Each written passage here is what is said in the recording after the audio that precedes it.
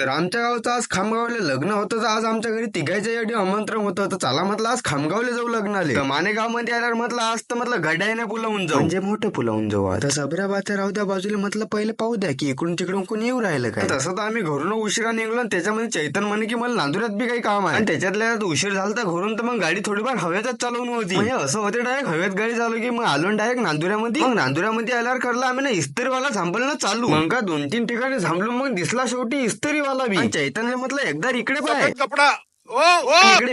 मी नवीनच बी चैतनचा व्हिडिओ काढून राहिला. म्हटलं ते जाऊ दे आता तुझे सांग काय आहे तो. जान दे देंगे इसके लिए, क्या बात कर रहे हो आप? मग इस्त्री मारणं झाल्यावर लागाल ते दोघायला बी भूक. काय अडी एक वडापाव खाऊन मग निघलो खामगाव जायसाठी. आणि इकडे पेट्रोल पंपावर येऊन मग गाडीमध्ये टाकलं पहिले इंधन. आणि आमच्या मागे पाहिलं तर मग योगान पिंटू दादा बी येऊ राहिला लग्नाला. मग काय पल्सरवाले म्हटलं की चांगले रपत चालले आता. आणि त्याच्यात आपली स्प्लेंडर आहे तर त्यात म्हटलं चालते आपली गाडी डिगी. आणि इकडे पुढे आल्यावर तर खामगाव पाटीचा डायरेक्ट अर्धा हिस्साच गायब होता. मग काय इकडे खामगावच्या बाहेर आल्यावर बसवलं चैतन्य ड्रायव्हर. पण पहिली गोष्ट तर हे झाली आमच्यासोबत की आम्ही खामगावला तर लग्नाला आलो, पण आम्हाला हॉलच नव्हता माहिती. मग काय इजदा आले पहिला फोन लावल्यावर मग विचारलं लोकेशन. कामकीसाठी काही काम नाही तरी आपला गुगल मॅप काम आहे. थोडसा गुगल मॅपवर भरोसा करून मग आम्ही आलो मंगल कार्यालयावर. तर अडी आल्यावर सगळ्यात पहिला आलो आम्ही पाणी प्यासाठी. अडी दिसले आपले भागवत दादा. आणि बिस्लरीच्या जागी तर बसलेरी होती की बिसलेरी होती काय माहिती. आम्ही तर काही एका ठिकाणी थांबणार नव्हते तर मग हिंडलो खामगाव. मग हिंडणं झाल्यावर मग आलो मंगल कार्यालयामध्ये. इकडे नरदेव नवरी आल्यावर इकडे पवन दादा म्हणत की आम्हाला घेतो ब्लॉक मध्ये. मग नरदेव नवरी आल्यावर बातच मग लग्न बी लागलं. मग लग्न गिग्न लागल्यावर मग आलो आम्ही जेवण करायसाठी. जेवण झाल्यावर मग निघलो घरी जायसाठी. खामगाव रोडला एक भोले बाबाची पिंड दिसते तर आम्हाला तडी थांबणं होतं. भोले बाबाची एवढी मोठी पिंड आहे की डायरेक्ट हवेरोडूनच दिसते. मग काय अडी आल्यावर भोले बाबाचं दर्शन गिर्शन करल्यावर मग निघलो घरी जायसाठी. हा मोसम लागला पाणी पावसाचा म्हटलं की ऍडव्हेंचर ब्लॉग. आणि ऍडव्हेंचर ब्लॉग पाहण्यासाठी आपल्याला लाईक आणि फॉलो करायला विसरू नका.